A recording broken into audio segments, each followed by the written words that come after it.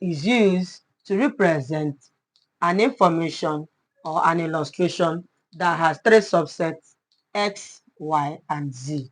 So I will use this diagram to explain where you position your information if you are to represent those informations in a Venn diagram. All right, let's go. Looking at this place, remember this symbol is the symbol of universal set, the mother set. Okay, let's come in.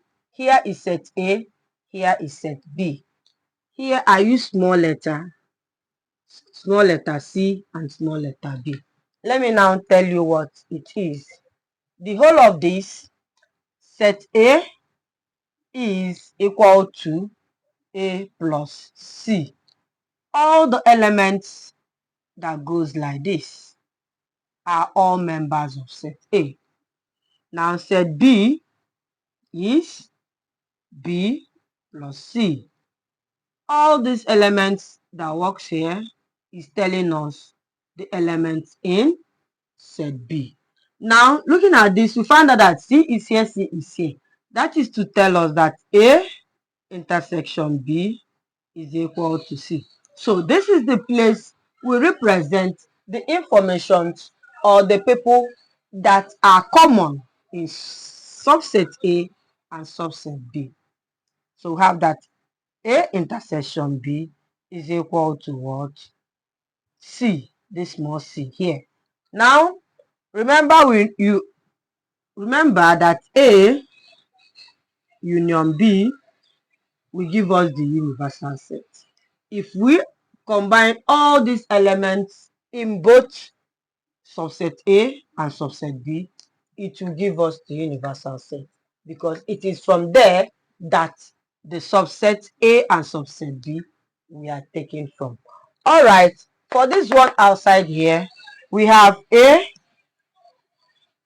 union B prime. Outside this place in a Venn diagram, we leave those elements that are not in subset A and are not in subset B, but in the universal set. Those elements that are not member of A, they are not member of B, but they are in the universal set. We leave them outside here. We leave them outside here because they do not belong to any of the subsets. All right, let's go to this diagram. This is used to represent an information or illustration with three subsets. Okay, here we have X, Y, Z as the three subsets. Let's consider subset X. All the members of subset X will go this way. It will include all the elements here, X, plus all the elements here at 1, then plus the one in the 2, plus 4. These are the elements in set X. All of them are there. Now, for element subset Y, we have Y, small capital letter Y, plus elements here 1, plus this, 2, plus 3. Now, for subset Z, we have small letter Z plus 1, plus 3, plus 4. Now let me interpret. Looking at these elements of each of these subsets, we found out that 1 is common.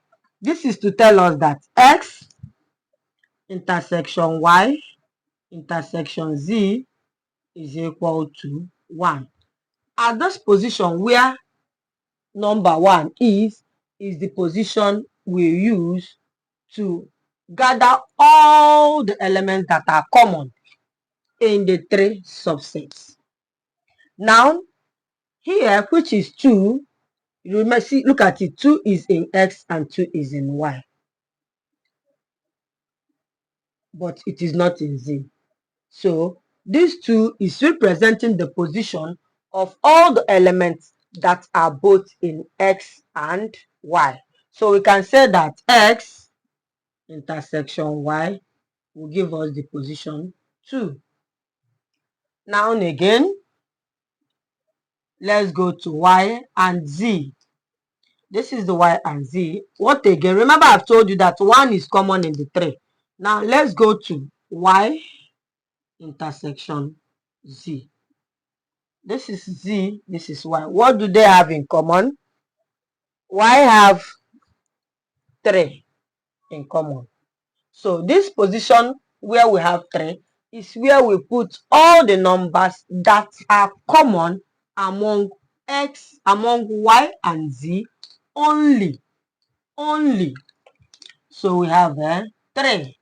Now let's go to X intersection Z. X intersection Z. This is our X, this is our Z. What do they have in common? 4.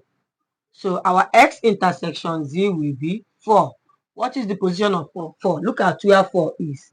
This place is telling us that in this position, all elements that are common in X and Y only are positioned here.